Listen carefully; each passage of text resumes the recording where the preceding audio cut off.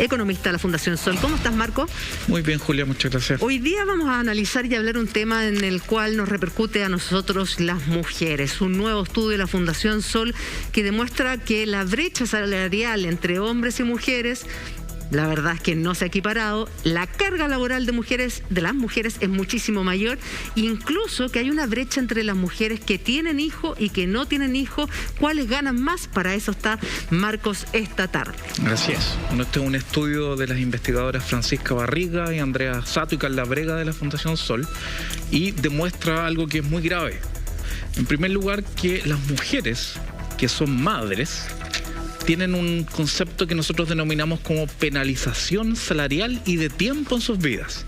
Vale decir, aquellas mujeres que son madres y trabajan remuneradamente ganan casi un 21% menos de aquellas mujeres que no tienen hijos o hijas. Y eso es solo por haber sido madres. Nosotros justamente hacemos los trabajos estadísticos para desmenuzar y filtrar por aquellos aspectos que tienen que ver con otras razones. Entonces, miramos aspectos que tienen que ver con los niveles educacional, región, edad, la cantidad de horas trabajadas, y aislamos ese efecto, y así todo queda un porcentaje que se conoce como lo no observable, lo no explicable por todas esas variables, que está en torno a 12, 13 puntos porcentuales, que podría ser, ¿no?, discriminación y penalización salarial por ser madre trabajadora. ¿Cuánto es la diferencia o la brecha salarial entre mujeres que son madres y las que no? Ahora aquí voy a aprovechar la pizarra porque sin duda es un dato que cuesta creerlo, pero es la realidad de la situación de las mujeres en Chile, ¿no? Aquí afortunadamente en Chile el año 2015 se comenzó a aplicar la Encuesta Nacional de Uso del Tiempo, la ENUT. Lamentablemente por la pandemia el año 2020 no se aplicó. Y esperemos que se aplique este año o el próximo, se postergó, y a través de esa encuesta se puede demostrar cuál es la carga global de trabajo, tanto en hombres como en mujeres, y diferenciar en mujeres que tienen hijos, hijas o no. Y aquí se llega a la siguiente conclusión. Mujeres sin hijos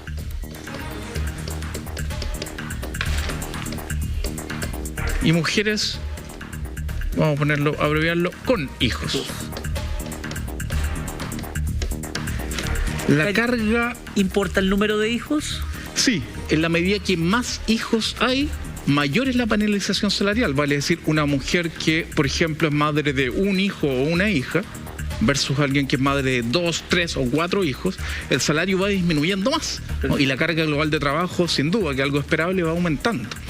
La carga global de trabajo es la suma del trabajo remunerado de las mujeres, aquellas mujeres que van a buscar trabajo remunerado, asalariado, cuenta propia, etcétera, y el trabajo no remunerado, que es muy importante. Que es el trabajo de la casa. Exactamente, invisibilizado por tanto tiempo. El trabajo de cuidado, el trabajo doméstico, el cuidado de niños, niñas, adultos mayores, ¿no? Aquí, lamentablemente, esto recae fundamentalmente aún en las mujeres.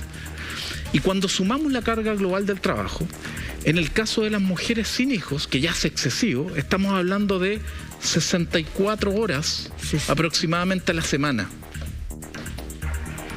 Por semana. Esa es la carga global de las mujeres sin hijos. Y las mujeres con hijos o hijas tienen una carga global aproximadamente de 88 horas. 88 horas. Si uno hace un ejercicio rápido, uno diría, a ver, de lunes a viernes, 14 horas, ya tenemos 70. Sí. 14 por 5, 70. Y el fin de semana, 9 horas el sábado, 9 horas el domingo, ya tenemos 88. La mujer con hijos, según esto, no descansa nunca. Eso es el tema. Entonces acá la pregunta es la siguiente. ¿Dónde está el tiempo para descansar adecuadamente, para dormir adecuadamente las horas suficientes? ¿Dónde está el tiempo para recrearse? ¿No? Porque la vida no es solo trabajar, cuidar, cocinar, planchar y hacer todas las cosas que deberían ser compartidas en una casa entre hombres y mujeres. Y acá lamentablemente recaen con mucha más fuerza en las mujeres y más aún en aquellas que tienen hijos e hijas. Lo hemos visto en la pandemia y esto lamentablemente se ha reflejado en las cifras de empleo. En el pic, en el momento más duro de la pandemia, que fue por ahí por junio, julio del año pasado, llegamos a perder 2 millones de empleos en Chile. Se han recuperado en torno a 1.100.000, 1.200.000 empleos. ¿De esos 2 millones cuántos eran de mujeres? Están en una proporción parecida, ¿cierto? Semejante entre hombres y mujeres. Pero lamentablemente, de los 800.000, 850.000 empleos que aún no se recuperan, la mayoría, o un porcentaje importante, recae en las mujeres que no han podido volver a trabajar remuneradamente. ¿Por qué? Porque los servicios de cuidado, las condiciones para que sus hijos e hijas vuelvan a la escuela, que todavía recién se está articulando algo, o que tengan algún cuidado de alguna persona que cuida a sus hijos mientras ellas trabajan, no están en condiciones de hacerse, no están disponibles. Entonces la situación en pandemia se ha agravado aún más. Muchas personas esto les ha hecho sentido porque lo están viviendo, ¿no? Entonces, lamentablemente, Marco, esta es la situación de... Para hacernos una idea, la carga global de trabajo de un hombre en promedio, ¿cómo estaría en relación a lo que estamos viendo ahí? A ver, en general, según otros estudios, por ejemplo, el estudio de la OCDE, que también nosotros publicamos algunas semanas atrás, da cuenta que una mujer tiene una carga de trabajo, ¿no?, de 12 horas superior a la de los hombres. ¿Qué? Cuando uno mide, a la semana, ¿no? Wow. Cuando uno mide esto, en general siempre una mujer trabaja 2 o 3 horas más. La carga global de trabajo es 2 o 3 horas más al día superior que la de los hombres. Perfecto. Entonces, no vamos a negar que la situación en general de una carga global para toda la población es alta. Hoy día hombres y mujeres tienen enormes problemas para tener espacios de esparcimiento, y se hacen horas extras, y se trabaja los fines de semana, y no hay tiempo para compartir con la familia, pero en el caso de las mujeres esto se exacerba, aumenta de manera considerable. Y esto es más grave porque en aquellos hogares monomarentales, donde la jefa de hogar es mujer y hay hijos, hijas, o hay más personas que dependen de su ingreso remunerado, los salarios son más bajos para las mujeres, y ahí mostramos justamente la brecha salarial que existe. Es por eso que ha tomado tanto sentido este proyecto de sueldo para las dueñas de casa que se está discutiendo en el Congreso, y queremos tomar contacto con la diputada Gael Youmans para que nos cuente más detalles respecto de qué se trata, cómo va a ser, qué es lo que tiene este proyecto de particular y que ha llamado tanto la atención. Diputada, buenas tardes, ¿cómo está? No la escuchamos, diputada, tiene que conectar el audio. Está muteada, ¿eh? Ahí sí, perfecto. Perfecto. Bueno, saludar de Julia también y a Marco, que nos hemos encontrado también en la Comisión de Trabajo. Bueno, sí, la verdad es que se torna una necesidad el poder avanzar en el reconocimiento y la visibilización del trabajo doméstico, y tiene que ver con distintas áreas, ¿cierto?, que al final tienen consecuencias en la vida de las mujeres. Tiene que ver con que finalmente cuando uno tiene un trabajo doméstico y por eso no dedica horas de su vida para el trabajo remunerado, ¿cierto?, al final eso va a tener repercusión en las pensiones. Vemos una brecha en materia de pensiones bien radical entre hombres y mujeres, además de la brecha salarial de la que estaban comentando anteriormente. Entonces, y eso sin contar el desgaste, las pocas horas que se tienen al día las mujeres para el ocio, para el descanso, que es una cuestión necesaria, o sea, es humano el poder descansar, y es por eso que va todo englobado, yo diría. El proyecto de ley en particular es una modificación constitucional, es para reconocer y visibilizar el trabajo doméstico con una reforma constitucional que nos permita avanzar en distintas materias, como en materia previsional, como en materia también de corresponsabilidad, o sea, el hecho de que sean más bien las mujeres las que realizan las labores de crianza y también de cuidado de otros y otras, y no así los hombres, ¿cierto? La ENUS hace unos años, en 2018, también sacó unos resultados que son súper interesantes, donde decían que las mujeres incluso realizan el doble del trabajo doméstico y de crianza de los hijos que los hombres en comparación. Entonces, eso también demuestra que nos estamos llevando el doble de la carga, independiente incluso de si uno trabaje remuneradamente o no. Entonces, en esta materia hay que avanzar también en corresponsabilidad que incluya a los hombres en las tareas del hogar y también en la responsabilidad del Estado, de la sociedad en su conjunto. El hecho de no contar, ¿cierto?, con redes de apoyo, por ejemplo, para una familia en donde sea una jefa de hogar solamente la que tenga que hacer todas las tareas de la casa, ¿cierto?, tareas remuneradas, salir a buscar pega, en fin. O sea, eso implica que está en una situación de abandono, de soledad frente al cuidado de su hijo, de su familia. Imaginemos que incluso tiene que cuidar a una persona en situación de dependencia, ¿cierto?, claro, en situación de discapacidad, mucho peor. Entonces, se torna necesario avanzar decididamente en esa materia, y eso incorpora varios aspectos, como decía. Incorpora la reducción de la jornada laboral. que es un tema que lamentablemente está en el Senado, que no se ha avanzado el proyecto de ley para reducir la jornada. Pero eso en general, no solo para las mujeres en el fondo. La reducción es en general. En general, pero que al final vemos que tiene implicancias, porque en el fondo, si no tienes horas de la vida para poder dedicarla al trabajo doméstico, a la crianza de los hijos, estás dedicando horas, ¿cierto?, de descanso, de sueño para ese trabajo.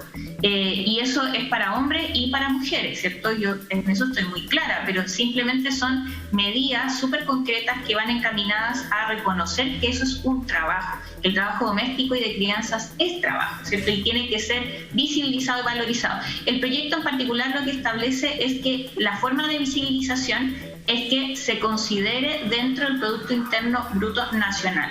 Es decir, que se establezca una forma de medición en donde se reconozca que las horas de trabajo doméstico también son un valor para el país, generan productividad para el país, y eso implica poder avanzar. Y en ese sentido puede llegarse no solo a cotizar en el sistema previsional que sea, no sé cuánto salga el proyecto, pero lo que sea, además de un sueldo para las mujeres que se tienen que quedar en su casa haciendo las labores de la casa. Claro, es que ahí hay un debate, ¿cierto? Y que creo que es importante también el poder darlo de cara a la ciudadanía, porque hay dos formas, ¿cierto? Una es remunerar el trabajo doméstico, es decir, reconocer cuánto es el valor y que se pague por ello, que el Estado genere una forma de salario. Pero también hay otra discusión, y que creo que hay que hacerse cargo de eso a propósito de la discusión constitucional, pero también de un próximo gobierno, en donde hay distintas propuestas. En la propuesta al menos de mi candidato, lo que también proponemos es que exista un sistema nacional de cuidado, y eso implica, por ejemplo, que se le entregue un pago a cualquier cuidador o cuidadora que quiera realizarlo, porque perfectamente, por ejemplo, puede en la casa, en un hogar, puede la mujer decidir no realizar esas tareas, ¿cierto? Sino más bien que sea otra persona la que lo realice, que sea una red de apoyo por parte del Estado. Entonces, dar esa posibilidad también es reconocer el trabajo doméstico como un trabajo. Entonces, por lo tanto, si otra persona lo puede realizar y recibe una remuneración por parte del Estado, también contar con esa red de apoyo va a ser fundamental. Tengo una duda, porque la idea me parece buena, pero el problema, por ejemplo, ¿cómo fiscal? Porque quieren cargar esto al Estado, ¿verdad? Quieren crear una cuenta fiscal para el pago de esta remuneración, de este trabajo no remunerado. Y la pregunta del millón es, ¿cómo fiscalizas tú la realización de estas labores? ¿Cómo evitas tú que en definitiva personas mal utilicen este tipo de beneficios estatales? Bueno, es que primero esto debe ser de manera seria, ¿cierto? Y en ese sentido el Estado y el Sistema Nacional de Cuidado, la idea es que exista por lo menos un registro de cuidadoras y de cuidadores a nivel nacional. Es decir, no es que cualquiera puede llegar y pedir, ¿cierto?, un sueldo, sino que más bien sean parte de un registro. Como decía, puede ser la persona que realiza actualmente la labor de cuidado y de trabajo doméstico, como más bien otra persona que esté en la red. Si esa es la idea, que exista primero un listado, que eso al menos esté patentado en el Sistema Nacional de Cuidado. Puede realizarlo, por ejemplo, una persona que esté en una junta de vecinos, que también es importante. O sea, hoy día existen redes de apoyo a nivel social y que también pueden ser incorporados ya más bien a nivel institucional y que el Estado empiece a asumir esa. ¿Y la cuantificación de la HH, cómo la piensan hacer? Bueno, es que ahí nosotros al menos, por eso te decía que son distintos aspectos. HM, que la Juli me corrige, me dice la HM. ¿Qué HM? Para explicarle a la gente, hora hombre, hora mujer, eso es lo que estamos hablando. Claro. No, es que, a ver, nosotros, por eso te decía que hay una discusión que más bien tiene que ver con la implementación. El proyecto de ley que nosotros presentamos es una reforma constitucional para reconocer el trabajo y darle valor en el Producto Interno Bruto Nacional. Lo otro tiene que ver con la implementación, y ahí hay distintas propuestas. Yo solamente estaba hablando de la nuestra, que es la creación de un Sistema Nacional de Cuidado, de tener un registro, ¿cierto?, de cuidadoras y de cuidadores, y que esos cuidadores y cuidadoras sean remunerados por parte del Estado como una labor social. en esa materia. Y en este sentido, ¿estos proyectos vendrían a disminuir esta brecha que hay entre mujeres con hijos, sin hijos, e incluso entre la brecha que estamos acostumbrados lamentablemente a ver, que todavía es bastante grande entre mujeres y hombres en cuanto a carga laboral o carga de trabajo y también salarial? Sin duda, ¿no? Cuando nosotros revisamos los resultados del estudio que comentábamos anteriormente y vemos las diferencias según nivel socioeconómico, justamente son las mujeres que viven en hogares de menores recursos, donde hay menores ingresos, las que tienen los mayores niveles de penalización salarial y de tiempo. Vale decir, mientras en los deciles o los quintiles de mayores ingresos hay una diferencia en los salarios de mujeres, por ejemplo, que tienen hijos, hijas, y a mujeres que no, sin duda entre hombres y mujeres, esas siempre va a ser así. En los estratos de menores ingresos es aún mayor esa diferencia. Entonces, por eso es muy importante tener una red de cuidado, eso es clave, eso debería ser el piso cero de cualquier sistema que intente reducir brechas. Y lo que decía Gael es muy importante porque tenemos 2 estudios a nivel nacional que han justamente intentado medir cuánto representa este trabajo no remunerado, que es la suma del trabajo de crianza, de cuidado, claro, del trabajo doméstico en su conjunto con respecto al Producto Interno Bruto de Chile, para visibilizarlo, porque si no lo visibilizamos creemos que no es trabajo. Sin este trabajo, las personas no llegan al hospital, al call center, a la industria, a la escuela a trabajar. Ese trabajo es fundamental para que se produzca en el país. Y según la comunidad mujer, se llegó a estimar que cerca de un 21% del PIB representaba el trabajo no remunerado en Chile, y recientemente el Banco Central hizo una actualización con pandemia y se llega a la conclusión que el aporte del trabajo no remunerado de crianza, de cuidado doméstico en Chile está en torno a un 25% del PIB. Ninguna actividad productiva en Chile, ni la minería, ni la industria, ni el comercio, supera este valor.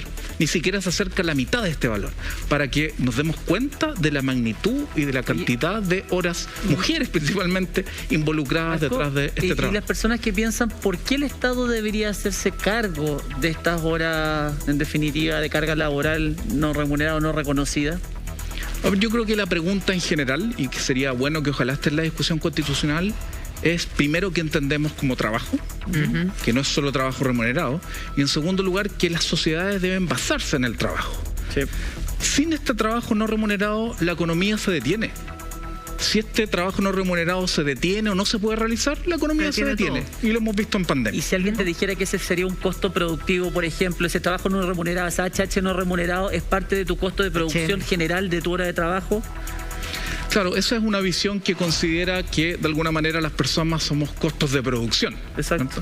Pero en una lógica que esperemos que transitemos hacia allá, no solo en Chile, sino a nivel mundial, de una economía a escala humana, uno esperaría que las personas vivan y trabajen para tener un buen vivir, ¿no? Para tener bienestar, calidad de vida. Bueno, y ahí hay proyectos de países que, por ejemplo, a quienes tienen hijos les cobran menos impuestos, una menos carga impositiva, no solo para aumentar la tasa de natalidad, sino también para esta brecha ir de alguna manera equiparándola. Claro, porque si no es imposible. En el fondo, tener hijos, hijas, es una penalización. Claro. Uno ve los datos duros y lo que se demuestra es que es una penalización. Exacto. Una madre, mucho más que un padre, inmediatamente queda penalizada por ser madre y se le castiga salarialmente y tiene menos tiempo para dormir, para recrearse y para participar de la vida política, cultural y social del país. Un estudio tremendamente interesante de la Fundación Sol. Diputada, gracias por haber estado con nosotros. Antes de despedirla, porque sé que se tiene que ir, me gustaría preguntarle, ya hay fecha para el cuarto retiro, el próximo 11 de agosto se pone en tabla. ¿Usted está a favor? Mire, yo creo que hay que evitar que sigan siendo los ahorros previsionales la forma, ¿cierto?, de cubrir la crisis. Pero sin embargo, tengo que decirlo, o sea, la medida del IFE tiene fecha de término en septiembre y lamentablemente para algunas familias que han tenido que cargar con las consecuencias de esta crisis, porque no solamente el poder contar con un sustento, ¿cierto?, sino que también con la cesantía, con las deudas, que en muchos casos son millonarias. Entonces, la verdad es que creo que la respuesta debe ser más global. Y si queremos evitarlo, la propuesta tiene que ser mucho más contundente de lo que se ha presentado hasta ahora. Por lo tanto, yo estoy abierta. Creo que la discusión se tiene que dar en la comisión. Hay distintos proyectos, además, y creo que hay que evaluarlos también teniendo en ponderación lo que están viviendo hoy día las familias del país. Muchísimas gracias, diputado. Que tenga una buena semana. Muchas gracias, Julia. Un abrazo. Que esté bien.